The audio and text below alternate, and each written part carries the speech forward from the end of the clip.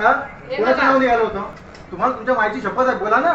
नाथाभाऊ अरे तर बघा, नाथाभाऊचं नाव मी घेते, मी मग गिरीश भाऊचं नाव काय आहे? गिरीश भाऊचं मी नाव घेते. भाऊ, हे चुकीचं सांगू नका. दगड उभा करा. 101% कमळ निवडून येईल भाऊ. दगड उभा करा. हे अतिशय आम्ही मतदान भाजपलेच करू भाऊ, भाजपच्या व्यतिरिक्त मतदान कोणाच करू, पण कार्यकर्ता तिथे डावलं जाते तिथं काय काय कोणता स्वाभिमान कुठे विकायचा ते सांगा तुम्ही. आल्यानंतर त्या सुधाकर लावलेल्या घेऊन बसता आम्ही का काही आहे का इथे?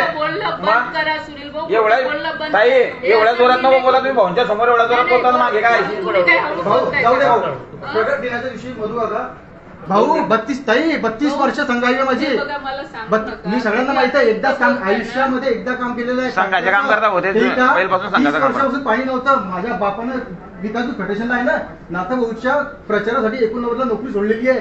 रस्त्यावर आलो होते आम्ही. मी सांगतोय, विश्वास ठेवू नका. फेडरेशनला तुम्ही तपास करा. बळतर्फ केलं होतं 1989ला माझ्या बापाला. एमकॉम झालेला माणूस आहे. हा नाथाभाऊचा प्रचार केला. ह्या मला विचारता का तू कधी आला? विचारू नका, चुकीचा आहे.